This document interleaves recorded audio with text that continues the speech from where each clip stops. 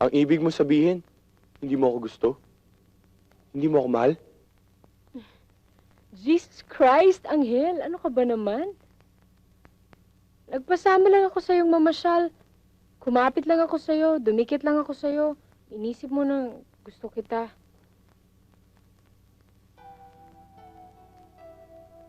Honestly, Anghel, I like you.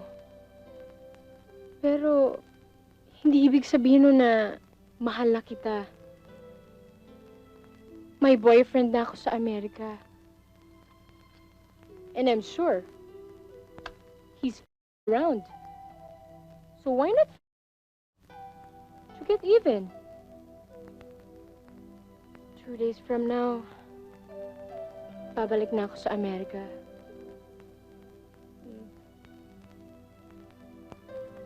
I'm tired eh.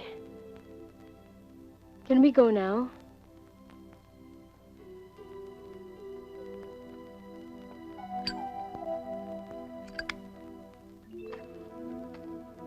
Come on, cheer up! Para lang pala akong laruan sa'yo. Anong gusto mo? Mahalin din kita? The more you'll be hurt, mas lalo ka lang masasaktan. Alam ko. Pero sana kahit papano, minahal mo rin ako. Goodbye, my guardian angel.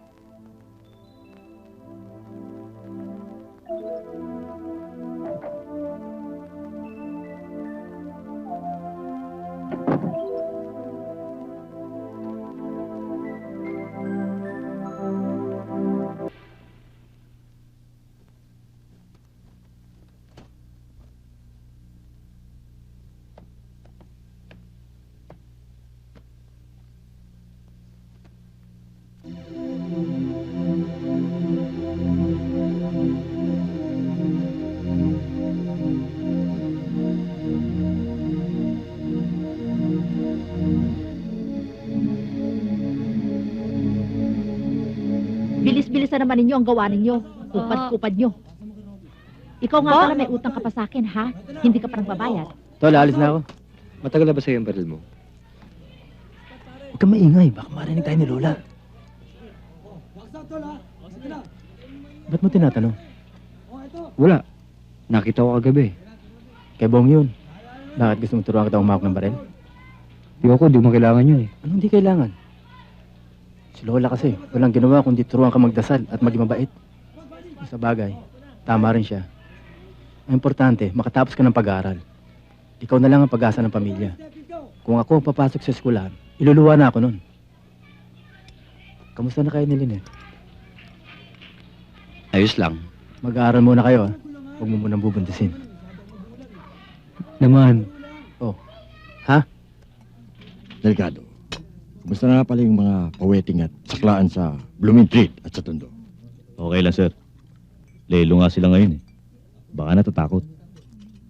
Pero sir, marami negosyanteng kalit sa inyo ngayon. Lalo na yung mga bata ng dati nakaupo sa pwesto nyo. Hindi ko iniintindi yung galit nila. Yung galit ko, ang dapat nilang katakutan. Ngayon pa lamang ako nagpapasimula.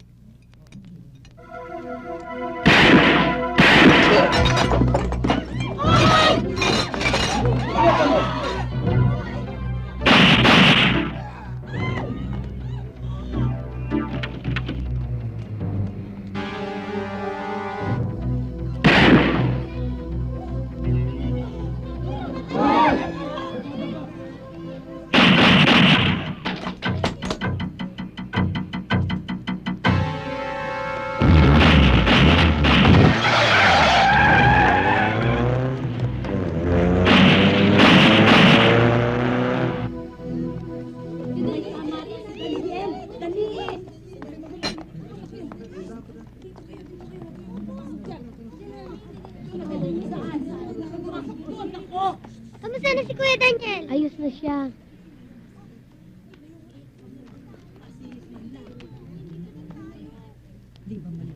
Mabuti na lamang, Your Honor, at hindi malalim itong sugat mo.